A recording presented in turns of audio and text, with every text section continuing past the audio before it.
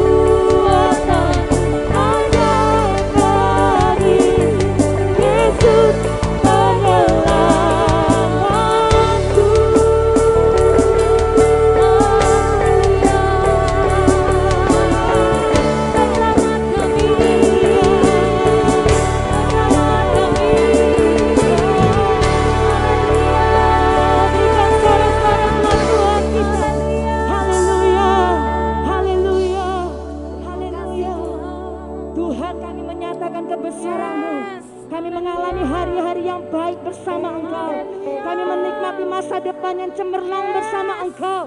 Keadaan kami tidak semakin turun, tetapi keadaan kami semakin naik Tuhan. Bersama dengan Engkau, bangkitkan generasi-generasi yang baru di akhir zaman ini Bapa. Sebab namamu dipermuliakan. Sebab Engkau yang layak kami tinggikan Tuhan. Kami siap memuji, kami siap memuliakan Engkau. Yang percaya sudah menerima kebebasan dari Tuhan, katakan bersama saya, amin, haleluya. Berikan tepuk tangan buat Tuhan, haleluya. Mari saudara kekasih senggol kanan kiri katakan, Tuhan baik bagi kita pada hari ini. Mari kita maju bersama Tuhan. Haleluya. Sebab peperangan kita bukan melawan darah dan daging. Haleluya.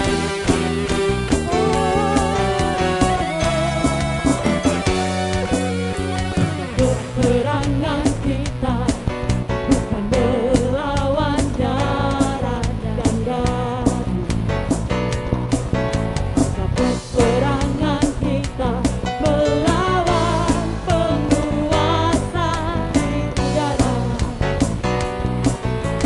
Peperangan kita bukan melawan darah dan daging. Peperangan kita melawan, mari kenakan mengungkapkan senjata Allah.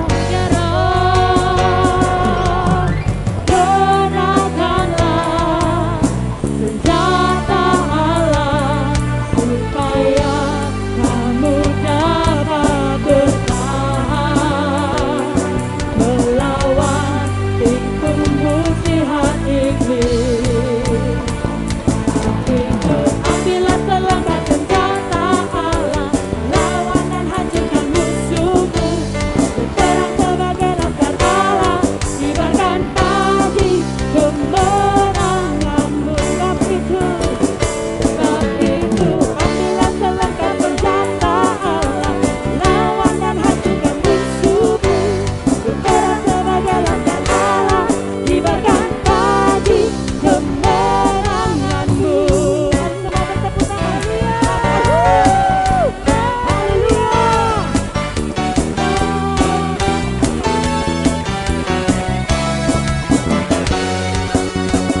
Peperangan kita bukan melawan darah dan daging. Peperangan kita melawan roh jahat di udara. Peperangan kita bukan melawan darah dan daging. Peperangan kita melawan, angkat tangan, gunakan senjata Allah di udara. Gunakanlah senjata Allah supaya kamu dapat bertahan melawan tipu muslihat iblis. Ambillah selangkah senjata Allah, lawan dan hancurkan musuhmu. Berperang sebagai laskar Allah, kibarkan pagi. Mari katakan sebab itu. Ambillah selangkah senjata Allah, lawan dan hancurkan musuhmu. Berperang sebagai laskar Allah, kibarkan pagi kemenanganmu. Kibarkan pagi kemenanganmu. Kibarkan pagi kemenanganmu. Haleluya.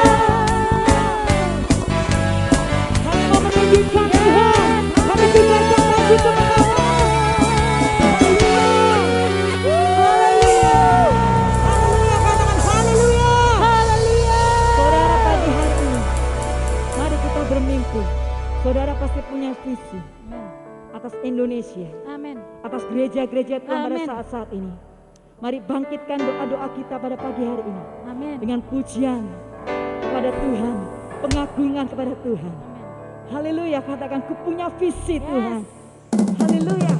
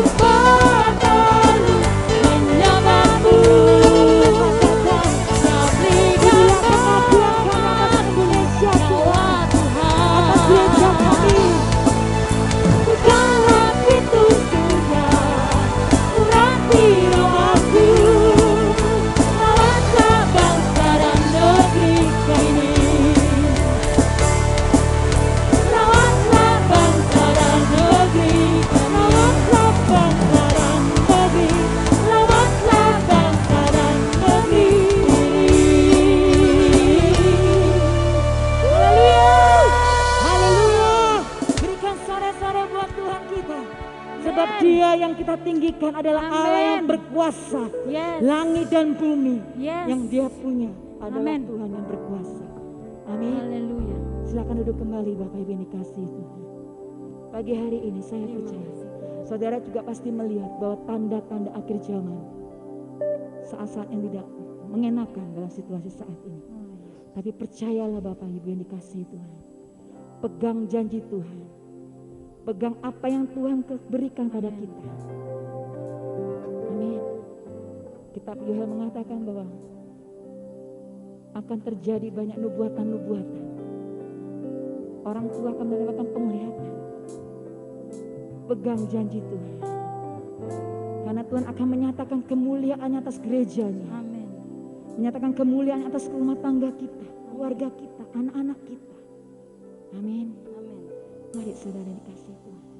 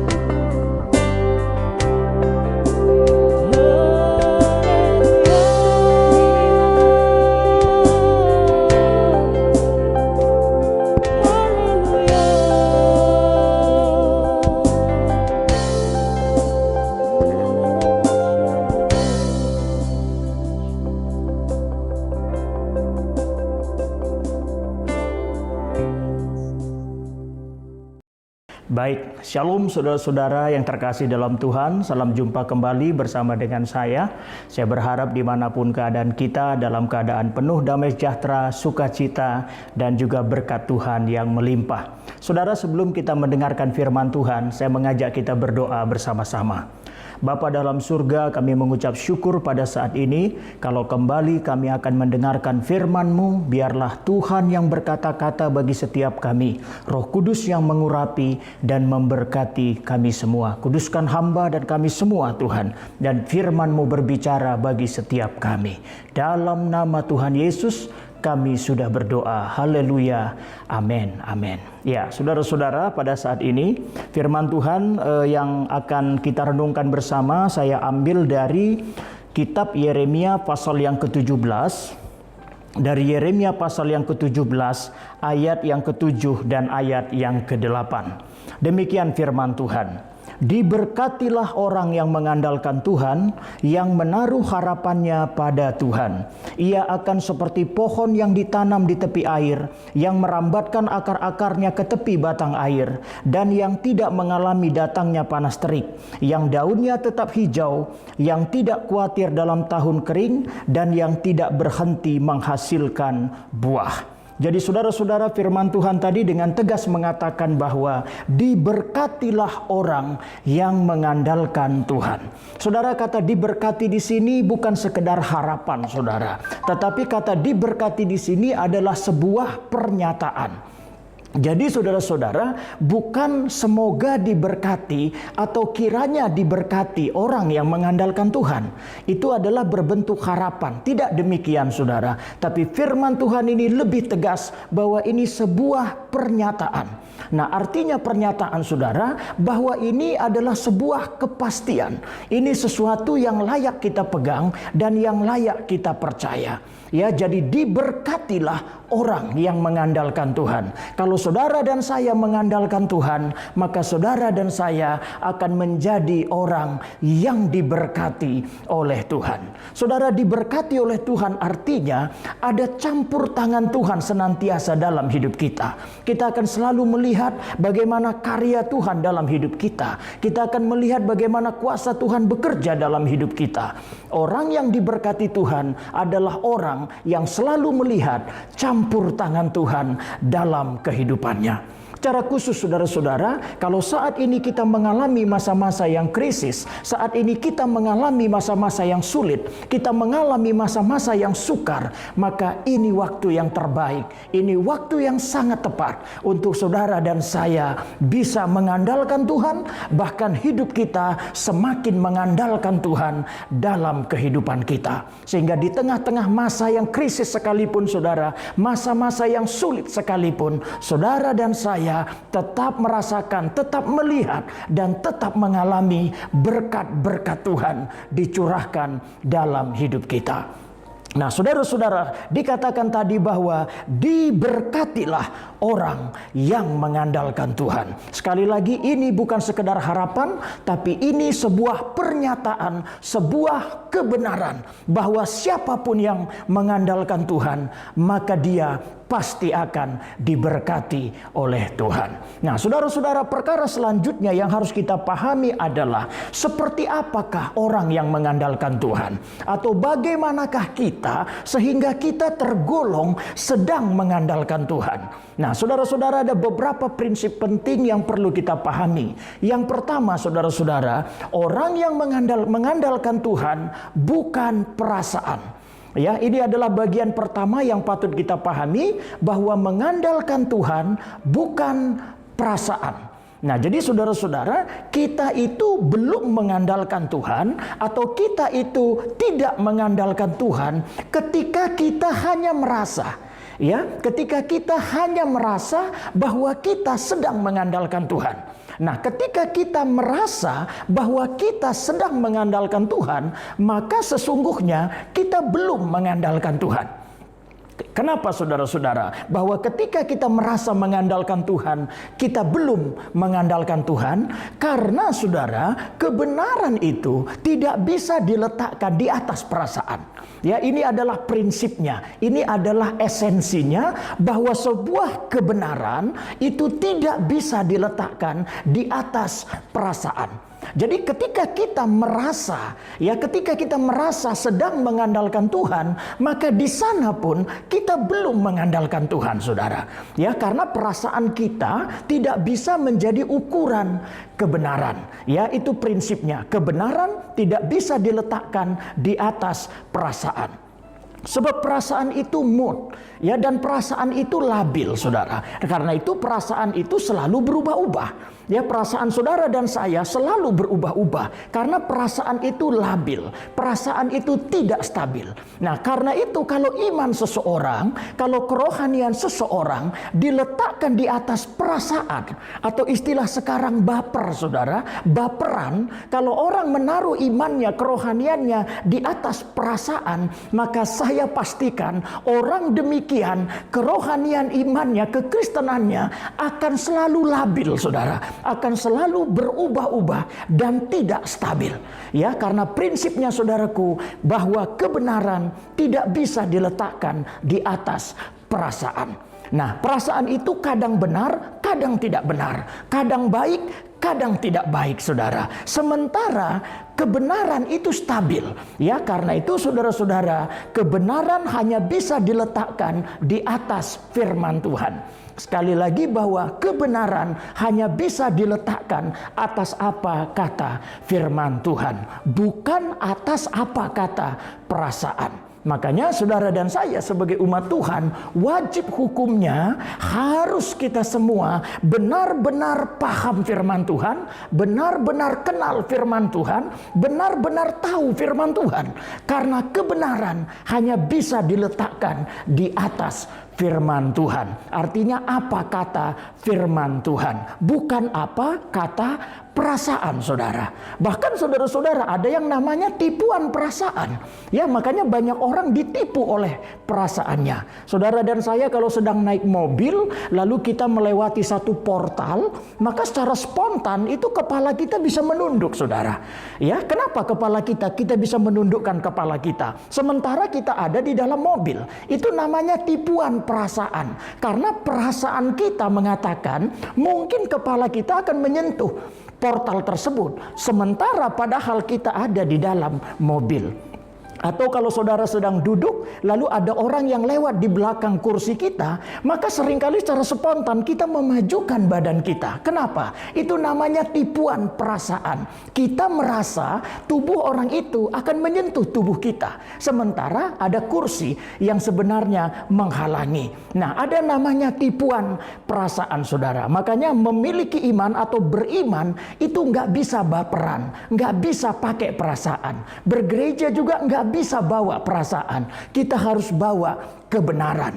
Dan kebenaran diletakkan, diukur di atas firman Tuhan. Nah, oleh karena itu saudara-saudara, kapankah saudara dan saya sedang mengandalkan Tuhan? Bukan ketika kita merasa sedang mengandalkan Tuhan. Jadi saudara-saudara yang dikasihi oleh Tuhan, kebenaran tidak bisa diletakkan di atas perasaan. Bahkan saudara-saudara, kalau kita melihat kebenaran-kebenaran tingkat paling tinggi, atau kebenaran-kebenaran yang terbaik, kebenaran-kebenaran yang mendewasakan, maka semua kebenaran itu melawan perasaan kita. Jadi kalau orang meletakkan kerohaniannya di atas perasaan, maka pasti kerohaniannya tidak dewasa, pasti kerohaniannya tidak maksimal. Karena semua kebenaran-kebenaran tingkat orang dewasa, kebenaran-kebenaran tingkat paling tinggi, semua melawan perasaan.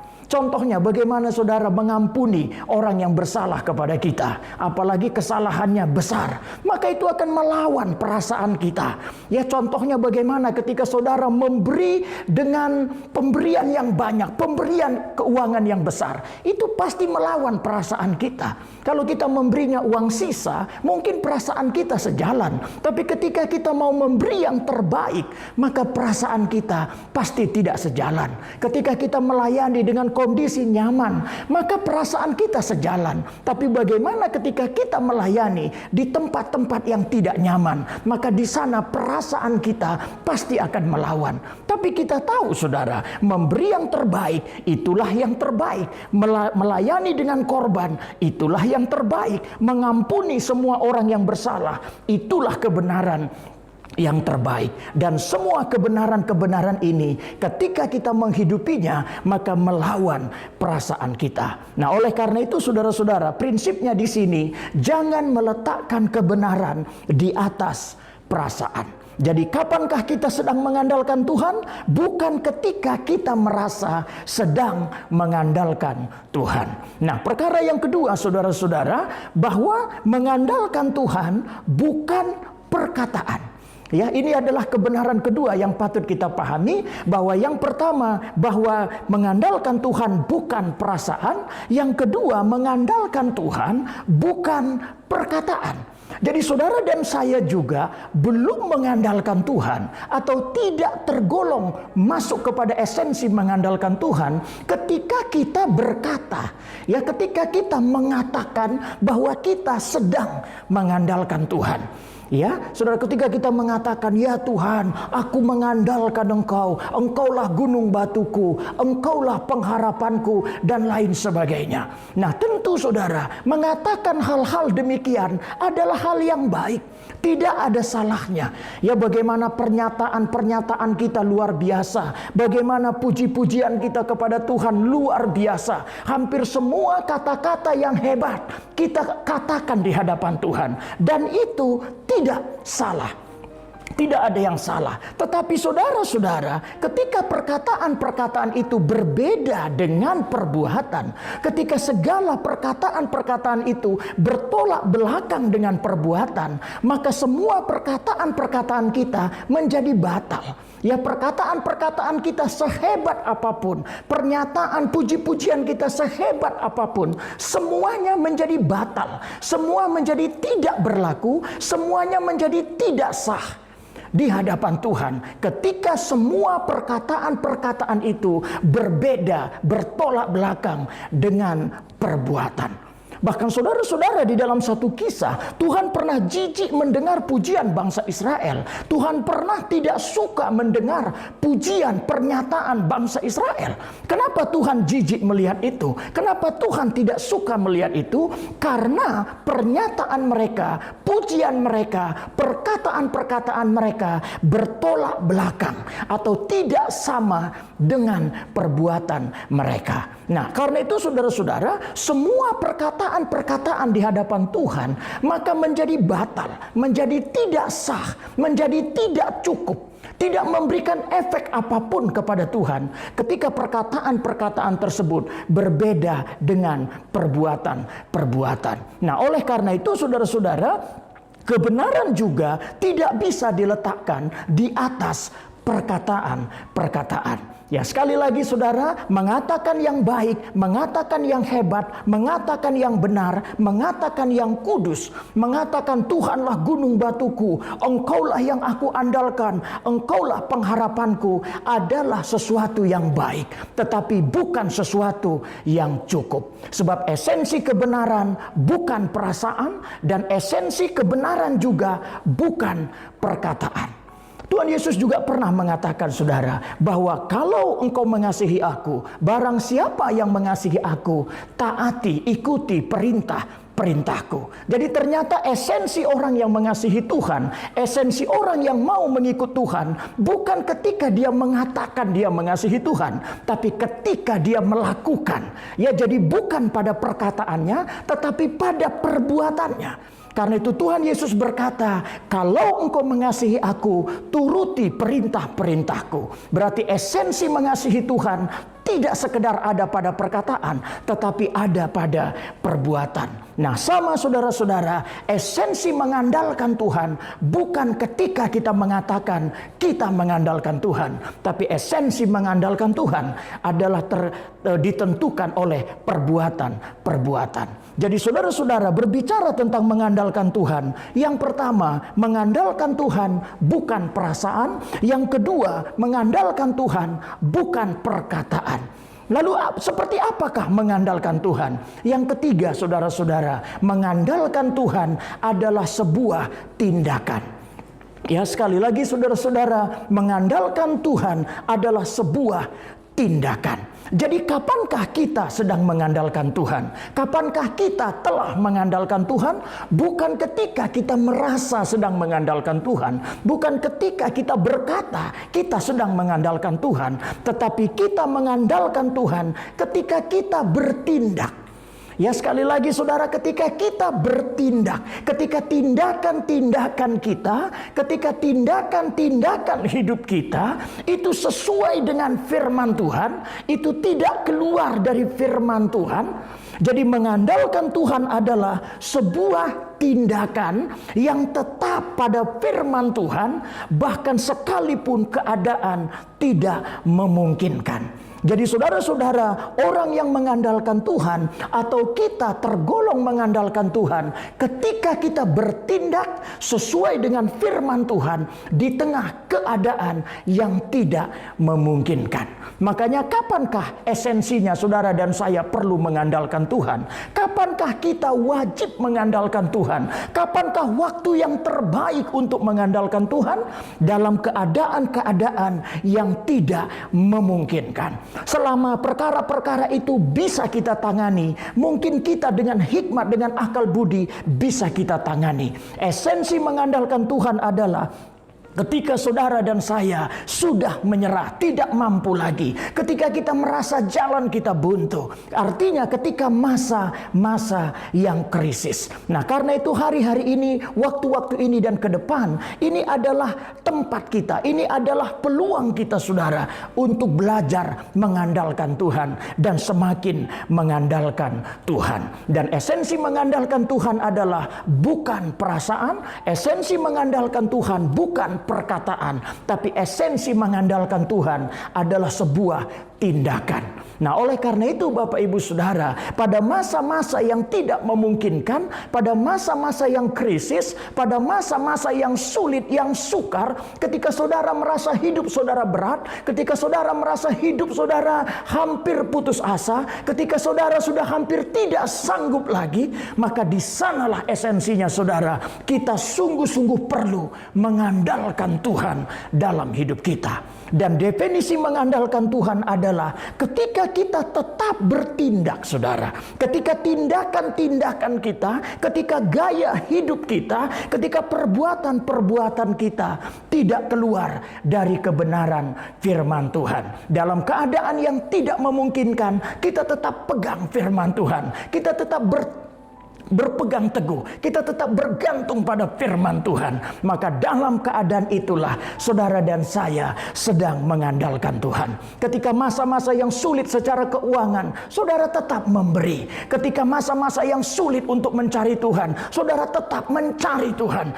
Ketika masa-masa yang sulit kita mengampuni, kita tetap mengampuni. Sekalipun melakukan kebenaran itu adalah perkara yang sulit, perkara yang sukar, perkara yang berat bagi kita, tapi karena kita tahu itulah firman Tuhan, saudara dan saya tetap melakukannya. Nah, ketika kita tidak keluar dari firman Tuhan, ketika kita tetap dalam firman Tuhan di atas keadaan yang tidak memungkinkan, maka di sanalah saudara-saudara, saudara dan saya akan dilihat oleh Tuhan sebagai pribadi, sebagai umat yang sedang mengandalkan Dia. Dan orang-orang yang tetap sesuai firman Tuhan, tetap tidak keluar dari firman Tuhan di tengah keadaan yang tidak memungkinkan, maka orang-orang demikian saudara pasti diberkati oleh Tuhan, pasti melihat terobosan, bahkan pasti melihat mujizat-mujizat yang datang dari surga bagi kehidupannya.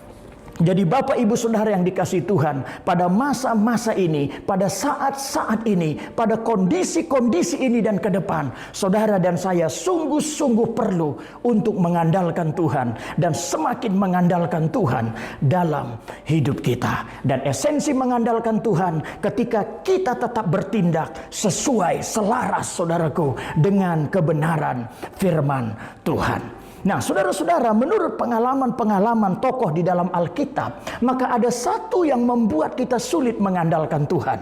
Ada satu perkara yang sering menggagalkan orang percaya untuk mengandalkan Tuhan dalam hidupnya. Apakah perkara itu, saudara? Perkara itu adalah pengertian sendiri. Ya, sekali lagi saudara-saudara, yang menggagalkan seseorang seringkali mengandalkan Tuhan, gagal mengandalkan Tuhan adalah munculnya pengertian sendiri, timbulnya pengertian sendiri dalam benak kita. Jadi ketika dalam keadaan yang tidak memungkinkan, maka kita mulai analisa, saudaraku. Ya, ketika faktanya tidak memungkinkan, ketika faktanya sulit, faktanya sukar, lalu mulai jiwa kita, pikiran kita, perasaan kita mulai mengolah keadaan tersebut dan muncul pengertian sendiri. Dan ketika seseorang mengikuti pengertian sendiri, inilah yang membuat seringkali berkat Tuhan, mujizat Tuhan, pemulihan dari Tuhan tidak turun atas kehidupannya. Karena orang tersebut dipandang gagal dalam mengandalkan Tuhan. Nah, oleh karena itu Bapak Ibu Saudara, pada masa-masa yang sulit, pada masa-masa yang sukar, jangan kita gagal mengandalkan Tuhan. Jangan kita mengikuti pengertian sendiri, tapi tetap berpegang teguh pada firman, tetap berpegang teguh pada kebenaran. Karena firman akan mengubah keadaan. Karena pengertian sendiri ini yang seringkali menggagalkan berkat dan mujizat Tuhan dalam hidup kita. Saudara-saudara, ketika Abraham dan Sarah, Tuhan janjikan akan memiliki keturunan, akan memiliki anak. Maka saudara, karena keadaan Sarah sudah mati haid, karena keadaan Abraham dan Sarah sudah tua, mereka sudah lansia. Secara manusia tidak mungkin punya anak, secara medis tidak mungkin punya anak. Tetapi firman Tuhan berkata, engkau akan memiliki keturunan. Dan saudara tahu kenapa Sarah memberikan inisiatif, dia memberikan ide kepada Abraham menghampiri Hagar pembantunya. Kenapa Sarah memberikan masukan itu? Dan masukan itu yang memberikan malapetaka sampai hari ini. Karena Sarah mengolah firman tersebut, saudara-saudara. Karena keadaannya tidak memungkinkan, mereka sudah tua, Sarah sudah mati haid, secara manusia tidak mungkin memiliki anak. Maka Sarah mengolah keadaan itu dan muncul pengertian sendiri.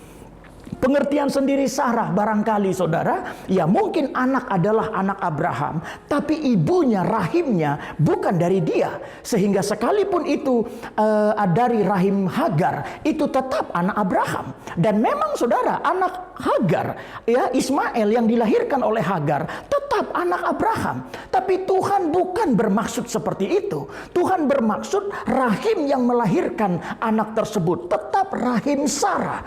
Tetapi karena keadaan tidak memungkinkan, maka Sarah mengolah dengan pikirannya. Makanya hati-hati dengan hikmat manusia, saudara. Hati-hati dengan pengertian sendiri, khususnya pada saat-saat yang sulit. Karena kita seringkali mengolah keadaan, mengolah fakta yang ada, sehingga kita tidak berpegang sepenuhnya kepada firman Tuhan. Kitab Amsal berkata, percayalah kepada Tuhan dengan segenap hatimu dan jangan bersandar pada pengertian sendiri. Karena orang, saudara, kalau tidak percaya sepenuhnya, maka berarti dia dicemari oleh pengertian pikirannya sendiri. Karena itu Amsal menegaskan, percaya kepada Tuhan dengan segenap hati, jangan bersandar pada pengertian sendiri. Jangan seperti ibu kita Sarah yang memakai pengertiannya sendiri untuk mendapatkan anak. Orang yang memakai pengertian sendiri, saudara, seolah-olah menolong Tuhan, seperti menolong Tuhan. Kita seringkali mencoba seperti menolong Tuhan dengan cara-cara yang tidak sesuai dengan firman Tuhan, yang tidak sesuai dengan kehendak Tuhan. Kita mencoba menolong Tuhan untuk memberkati kita. Kita mencoba menolong Tuhan untuk menyembuhkan kita. Kita mencoba menolong Tuhan untuk mempromosikan kita. Hal tersebut sesungguhnya tidak perlu terjadi, karena firman Tuhan adalah ya dan amin. Karena itu saudara, Abraham dan Sarah sempat mengalami kegagalan untuk mendapatkan Ishak. Ada tragedi Ismail di sana karena dia menggunakan pengertian sendiri. Demikian saudara, ketika Yunus Tuhan suruh untuk menginjil ke Niniwe.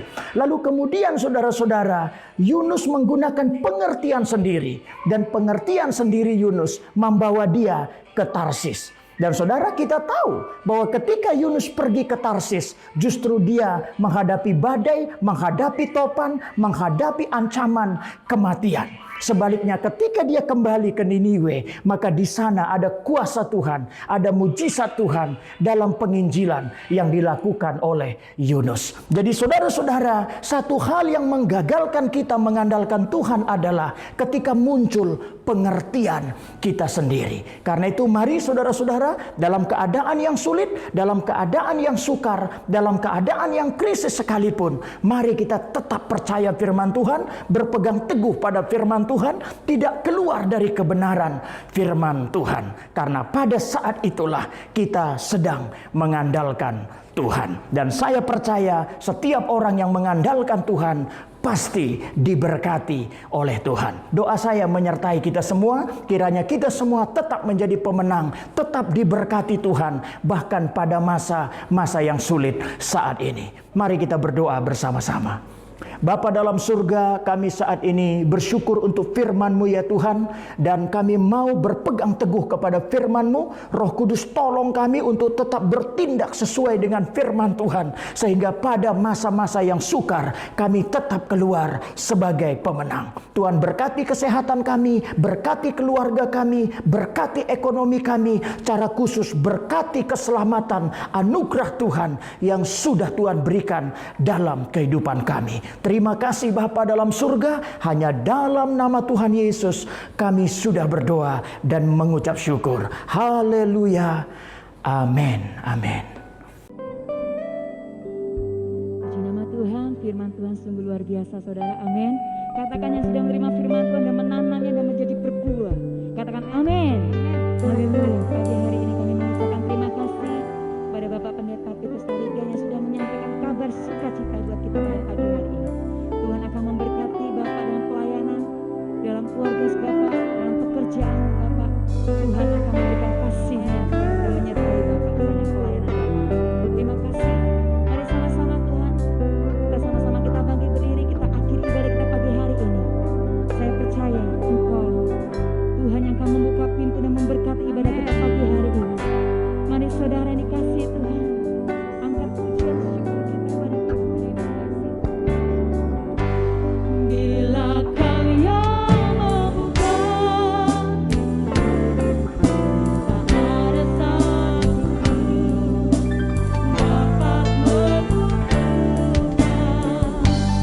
Bila Kau yang memohon,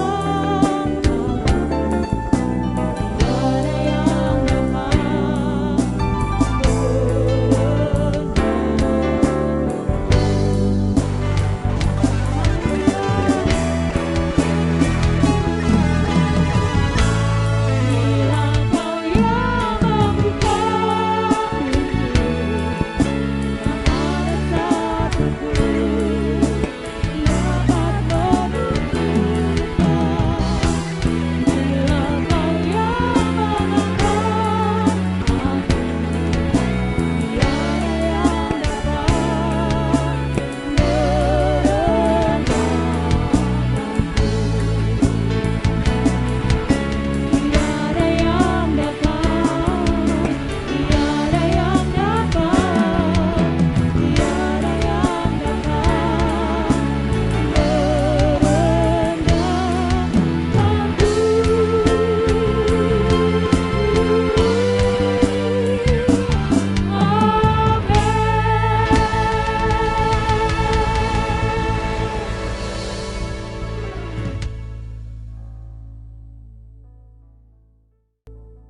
Mari Bapak Ibu, Jemaat Kunci Daud, terimalah berkat daripada Tuhan. Tuhan memberkati engkau dan melindungi engkau. Tuhan menyinari engkau dengan wajah-Nya dan memberi engkau kasih karunia. Tuhan menghadapkan wajah-Nya kepadamu dan memberi engkau damai sejahtera. Terimalah berkat ini dalam nama Tuhan Yesus Kristus. Haleluya. Amin.